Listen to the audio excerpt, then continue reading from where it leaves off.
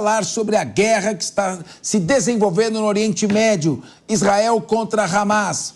O prazo para terminar aquela pausa nos bombardeios na guerra entre Israel e Hamas acaba hoje. Mas os dois lados entraram num acordo para prolongar essa trégua. Vamos acionar agora nosso especialista em geopolítica exclusivo da Jovem Pan. A Jovem Pan tem disparado a melhor cobertura da guerra e grande parte disso se deve a Luca Bassani, que tem mais informações sobre o conflito no Oriente Médio. Boa noite, Luca Bassani. Provavelmente agora são 18 horas e 49 minutos aí em Munique. É isso mesmo, Capês. Muito obrigado pela sempre calorosa introdução. Boa segunda-feira a todos que acompanham sempre a gente aqui no Linha de Frente. Você traz um dado importante. Durante os últimos 4 dias, ou seja, desde a sexta-feira, nós tivemos o início de uma trégua, a primeira oficial desta guerra, para que reféns fossem trocados por prisioneiros, além, é claro, de nova ajuda humanitária chegar na faixa de Gaza. Esse prazo termina hoje, ou seja, foram 4 dias de pausa nas hostilidades, sem bombardeios, sem avanços do exército de Israel e também dos seus soldados, em troca de 50 reféns israelenses no total e 150 prisioneiros palestinos libertos das prisões israelenses no total.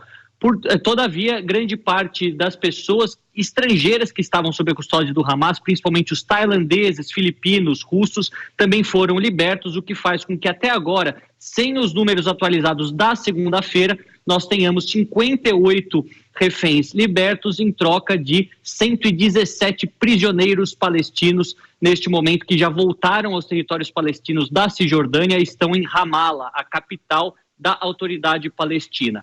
Segundo o Ministério das Relações Exteriores do Catar, que tem sido o principal país que faz o intermédio, que faz essas negociações em nome do Hamas, até por conta de grande parte da liderança do Hamas viver em Doha, disse que há interesse de ambas as partes de prolongar esta trégua por mais 2 dias. Portanto, na terça e na quarta-feira, em troca de mais 10 reféns israelenses cada um dos dias e 30 prisioneiros palestinos em cada um dos dias. Então, isso aumentaria em 20 o contingente de reféns libertos e em 60 o número de prisioneiros libertos. Isso, por enquanto, não foi confirmado pelas autoridades israelenses, mas tudo leva a crer que isso poderá vir a dar certo, já que durante os últimos 4 dias nós percebemos que tanto o Hamas como Israel cumpriram com a sua parte do combinado e os reféns voltaram em segurança para casa, assim como as hostilidades foram paralisadas, os prisioneiros voltaram para a Palestina. Então, por enquanto, tudo está a correr bem, se considerarmos, é claro, o cenário devastador e trágico que é sempre uma guerra.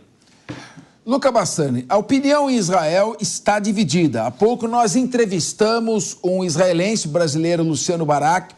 Ele, inclusive, dizia que a opinião dele inicial é que não deveria haver trégua nenhuma, que os objetivos deveriam ser cumpridos, porque essa trégua, além de permitir a libertação de prisioneiros palestinos, que de alguma maneira, se estão presos, algum perigo deveriam representar, e ao mesmo tempo permite que o Hamas se reorganize.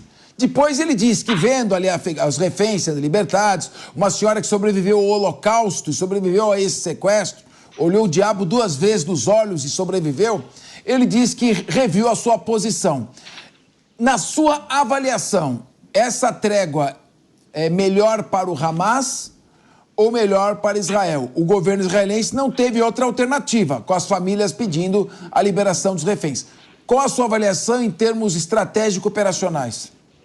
Olha, Capês, a gente tem que olhar o mundo como ele é e não como nós gostaríamos que ele fosse. Considerando aquilo que Israel tem na mão, com mais de 240 pessoas de Israel ou que trabalhavam em Israel sendo sequestradas e com uma guerra extremamente difícil em um cenário urbano, esse acordo foi o melhor que eles puderam fazer neste momento. Eu acredito que, por mais que isso possa pesar mais para frente no aspecto estratégico militar, vai atrasar em algumas semanas a eliminação total dos terroristas do Hamas, mas era algo que era indispensável fazer para dar uma resposta para o seu público interno e para as famílias das vítimas que sentiam que o governo não estava incluindo seus familiares e a sua sobrevivência na estratégia militar tomada pelo governo de Benjamin Netanyahu. A gente vê que talvez isso possa sim comprometer os planos da IDF, das Forças de Defesa de Israel, atrasá-los, mas eu acredito que isso era extremamente necessário, até porque você ter a menor chance agora de matar próprios israelenses durante as operações de bombardeio que você faz na faixa de Gaza. Eles estando como reféns sequestrados em cativeiros nas partes mais obscuras da faixa de Gaza, a chance do fogo amigo, neste caso, poder matar cidadãos israelenses também existe. Então, você vai diminuindo essa probabilidade ao mesmo tempo em que esse acordo faz com que a comunidade internacional olhe para Israel com uma visão um pouco melhor do que aquela que estava olhando nas últimas semanas. O que me preocupa muito, Capês, não é a questão só relacionada a Israel, mas é como a moral do Hamas cresceu nos territórios palestinos da Cisjordânia. A popularidade do Hamas, ela subiu durante os últimos 5 dias com a volta desses prisioneiros palestinos. Muitos dos jovens da Cisjordânia dando entrevistas falando que o Hamas, sim, representa os interesses dos palestinos por verem essas pessoas sendo liberadas, e isso é muito preocupante, porque nós sabemos que a Cisjordânia tem autoridade palestina, é um grupo extremamente corrupto, mas não é de fato um grupo terrorista, enquanto que o Hamas, que é de fato um grupo terrorista, ganhando novos adeptos dentro de uma população também de 3 milhões de pessoas, isso pode preocupar com os radicalismos no futuro lá na Cisjordânia também. Coitado do povo palestino, entre uma liderança corrupta, vergonhosamente corrupta e desinteressada com seus destinos, e com uma liderança que pratica atos terroristas. Eu queria a sua opinião. Eu assisti uma entrevista do Scott Ritter, que você sabe, integrou as forças SEAL norte-americanas, atuou na Guerra do Golfo, inclusive foi inspetor de armas da ONU no Iraque. É alguém que tem informações muito próximas de dentro ali do cenário de guerra, inclusive de militares norte-americanos. E na mesma linha também o coronel Douglas Macgregor, vamos entrevistá-lo essa semana, inclusive aqui. Eles dizem o seguinte, e ilustraram com vídeos exibidos pelo Hamas. 62 veículos militares de Israel foram destruídos pelo Hamas, e o Hamas está fazendo uma resistência extremamente forte, rua por rua. Eles aparecem com aqueles lança-torpedos portáteis que chegaram da Coreia do Norte. O exército israelense encontrou muitas armas que teriam em tese sido fornecidas pela Rússia, pelo Irã e pela Coreia do Norte em mãos do Hamas, e que essa é uma guerra difícil. Por outro lado, em sentido diametralmente oposto, o porta-voz do Exército, Major Rafael Rosenstein, que foi entrevistado aqui, disse que Israel já tem o domínio completo ali da região norte. A gente não sabe, claro, quem está com as melhores informações. O que você ouve por aí? Essa guerra deve se prolongar ou termina logo? Olha, Capês, até pegando as próprias palavras do ministro da Defesa de Israel, Yoav Galan, essa guerra provavelmente durará mais 2 meses. Então será um final de 2023 extremamente difícil, com essa cobertura de guerra ainda acontecendo, assim como o começo de 2024.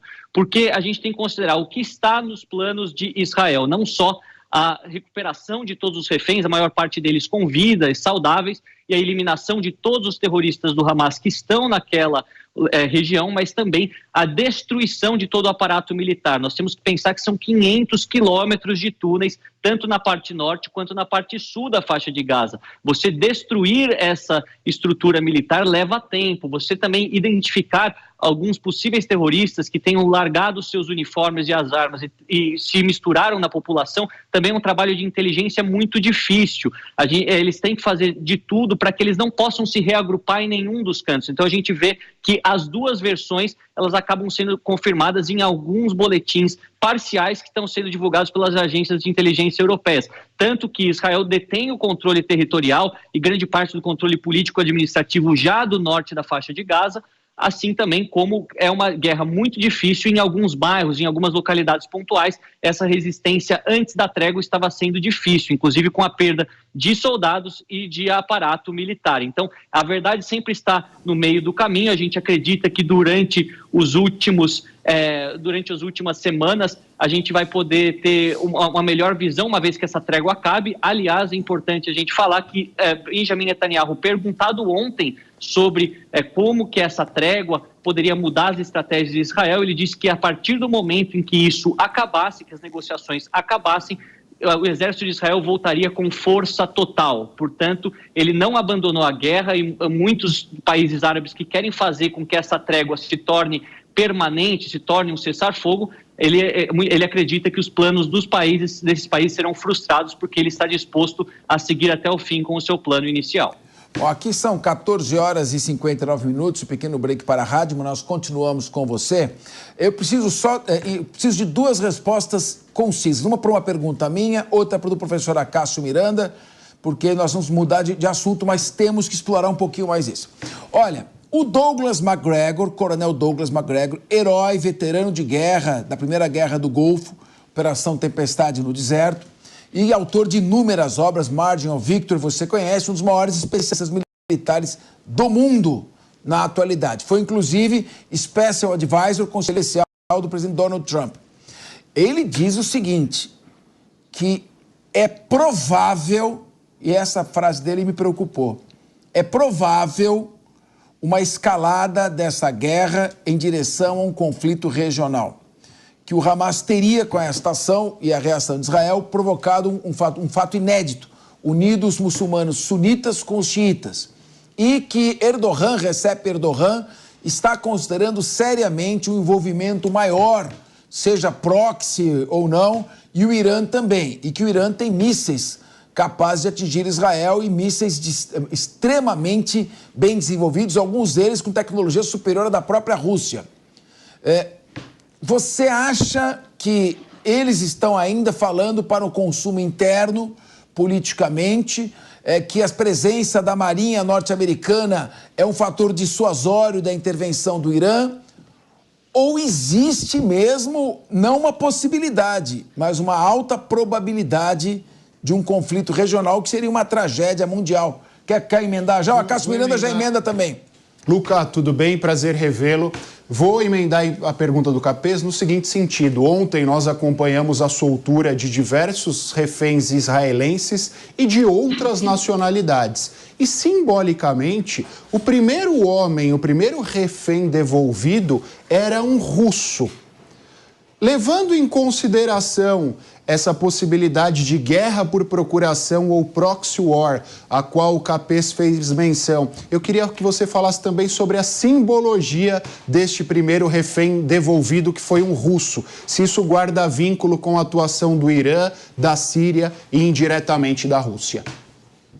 Ambas perguntas muito boas, sempre muito convenientes para a gente analisar nesse momento. Falando sobre a guerra regional, muitos falam que não se sabe quais serão os passos que Israel vai escolher uma vez que a trégua acabe, mas considerando o grau de destruição que foi causado na faixa de Gaza, as imagens que correram o mundo e fizeram protestos em grande parte do mundo democrático, inclusive Europa, Estados Unidos, Canadá, etc., e a reação desses países que ameaçaram se manteve a mesma. A gente escuta bravatas do Irã, do Hezbollah, dos Houthis, mas não vê ação militar de fato. É pouco provável que, uma vez que a trégua acabe e a guerra se encaminhe para o seu fim, com bombardeios cada vez menos frequentes, uma ação militar mais pontual, que eles queiram de fato entrar e reativar este conflito. Mas, obviamente, que essas informações de inteligência que Douglas Macgregor e tantos outros acabam coletando durante esta cobertura é diferente daquelas que nós da imprensa temos acesso.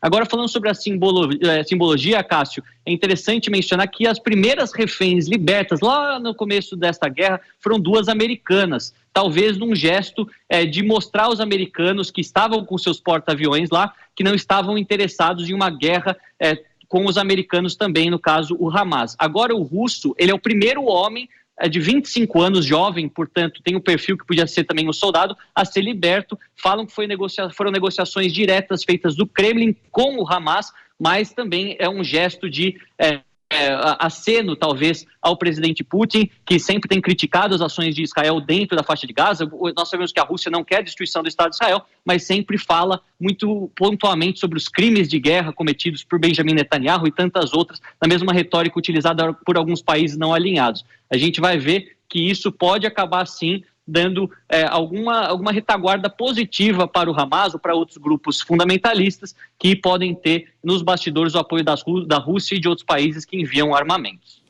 Luca, o Benjamin Netanyahu, assim que terminar a guerra, vai ter algumas contas a ajustar com a população de Israel, com a política interna.